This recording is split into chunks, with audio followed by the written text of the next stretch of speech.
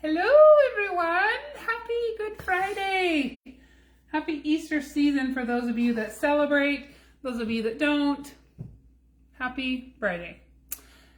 And we made it. So anyway, I know some of you have probably already done your eggs, but I wanted to come on here because I've learned some things since my little ones were little that I wanted to kind of share with you. And so anyway, hopefully I caught some of you, and if not, maybe you can put this in your little tidbit pocket for next year. I'm looking for a white crayon because I forgot that I was going to teach you that hack too. Anyway, dyeing Easter eggs. I wanted to talk a little bit about that. If you're seeing this and you're seeing live, jump on and just say hi. Just say hi. I'm watching you and your weirdness.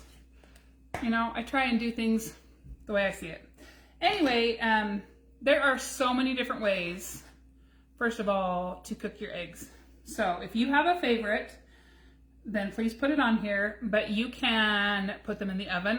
I have a big, larger than most, not a 12 pan muffin pan, but I think mine's 18 or even 24. It's like the width of my oven, but I'll put them all in the muffin tins like that and cook them. Or you can do them in your Instant Pot. You can do them in boiling water. There's not really any right or wrong way to do it. So if you have a great way that you've always found, I know I always hear things like put a tablespoon of baking soda or salt or whatever, and I know for a fact that the older the eggs are, no matter which way you cook them, the easier they peel. So I think some people are like, oh, I totally do the baking soda method, but it's just because their eggs are older. If they have brand new eggs from the store, I've done it both ways, and they both are hard to peel. So, but yeah, I have these eggs that have been there for a couple weeks and the peels just fell off, and all I did them was in my Instant Pot. So if you need help or clues on how long to do them or any of those things, on any of the methods, just let me know and I'll answer it in the comments. And then I always keep these. We buy our eggs at Costco, and I always keep these, especially this time of year, so you can put your colored eggs in to let them dry when you're done. Flip them over, and that way there's less touching the egg and the dye drips down into the little hole right there. So this way it touches more of the egg. Any hoodles. So cooking your eggs, you guys just know that. I remember growing up that we would always have our eggs in the fridge, and we knew the ones with X's on them were hard boiled because my mom would do a ton, and if we didn't get them all colored, somebody would go to make cookies or whatever, and there would be a hard boiled egg. Anyway, then also coloring them. There's a whole bunch of natural dyes that you can use. There's these little kits that you can use. These kits also have the little holes in the container that you can pop out to set your eggs on. I like these because they just have the little tablets, but you still have to use vinegar. So I have found a new way, and why I waited until I was in my 50s and already raised all my children to figure this out, I have no idea. So that's why I'm sharing it with you. Kool-Aid. How many of you were not like me in today's years old till you knew this? Okay, Kool-Aid. Seriously. It's like, what, 25 cents a packet, or you can get them for 10 for $1 at, you know, Walmart on a good sale or whatever. Best trick ever.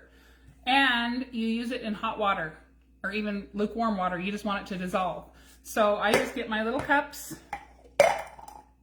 I use just plastic cups that I can throw away. If you have glass cups, I didn't want to do them in my plastic cups in my cupboard because I was afraid that they might stain them. They didn't stain these either, so that's another great thing. But I just like to be able to throw them away. If you want to use glass cups, you can use Kerr bottle jars, mason jars. If you don't want to have it in your cups, you can use bowls. You just need it to be able to be deep enough that you can put your stuff in. I just filled them up to like right here with hot water. It says to use a cup of hot water and your Kool-Aid. Stir it up, nothing else. Your house smells so fruity and delicious and amazing.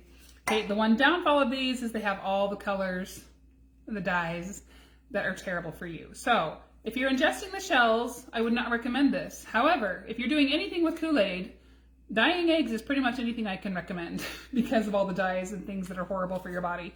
So anyway, a packet of Kool-Aid and a cup of warm water. Stir it until it's dissolved. And then you put your eggs, put your eggs in. This one's not hard boiled and I just broke it. Shoot, well, I just wasted an egg. Anyway, and then they've got those cute little wire scoopers. With my grandkids, they came over last week and we did some, and we just used a spoon because I forgot the best hack ever for dyeing Easter eggs. Your kitchen whisk. Now the only thing you need to be careful of is my silver whisk. This is the one we used to get the snow off of the dogs. Also a great hack. But now that we finally got done with our snow, I think I can put this one back in the dog pile. But this is great for taking snowballs off of your dog's fur. Anyway, you want to make sure that it fits down inside of your cup. And then all you do is put your egg in there. No splashing, no dropping.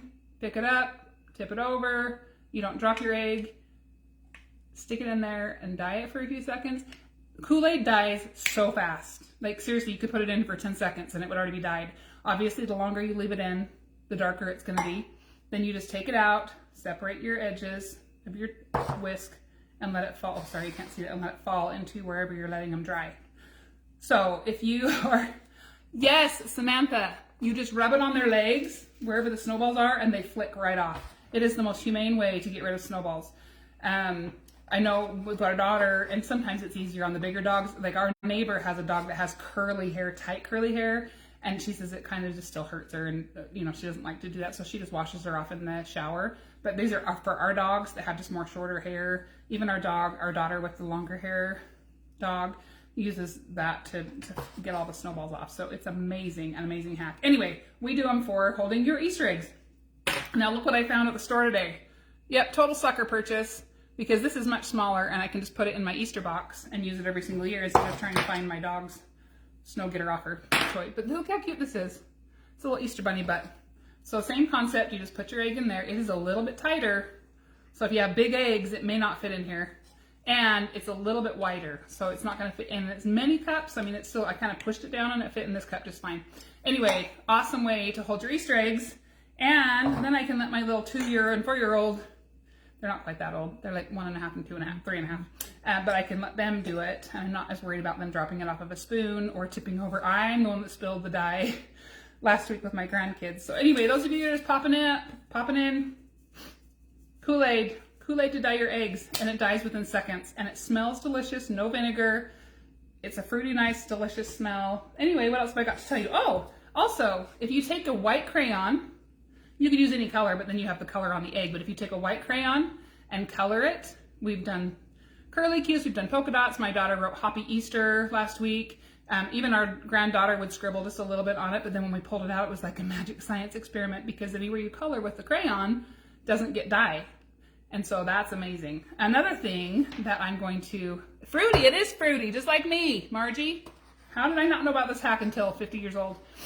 Another thing that you can do when it's hard boiled, this one is not hard boiled, so I'm not gonna be cracking it on my counter, but if you crack the shell, just like tap it gently, so it's just cracked, it's not falling off, but it's just barely cracked, and then put them in the dye, and then when you peel them, they look just like dinosaur eggs.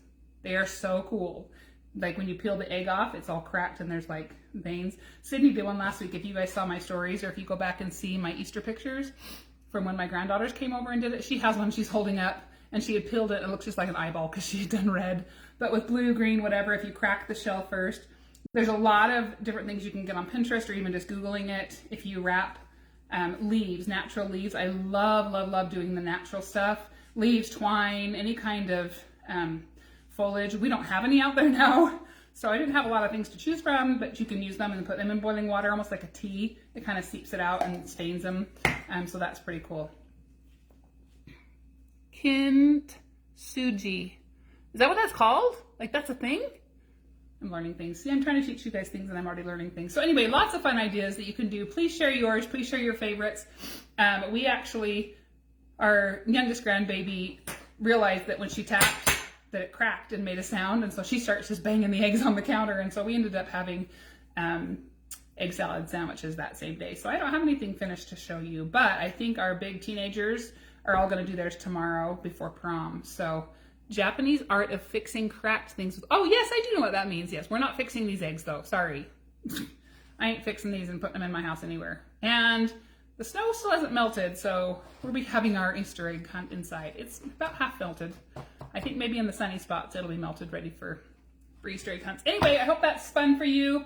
But I just love that hack, and I've never ever done it with Kool-Aid. All my years growing up, my kids had the little tablets that came in the little packet you buy, and we did it in vinegar and hot water, and it stunk to high heaven. I can't stand the smell of vinegar, so much better smelling. and cheap, like way cheaper than the kits. You can buy 6 flavors for less than $2. So anyway, I hope that helps you guys. I hope you have an awesome day. I'm not sure which kid is coming back home, but I'm a little bit nervous to see what's about to happen. Let me know what you guys do. What are your favorite things to do? We had a beautiful Holy Week. I don't know what you would call it. We were supposed to originally have people go from house to house to house and talk about each day of Holy Week, and it ended up being snowy, so we canceled it. It ended up being beautiful that night, but it would have been so cold. So we're glad we switched, but we ended up doing it at our church. But it was really super cool to learn about all the different days on the last day of the Savior's birth, or excuse me, Savior's death, the last day on earth.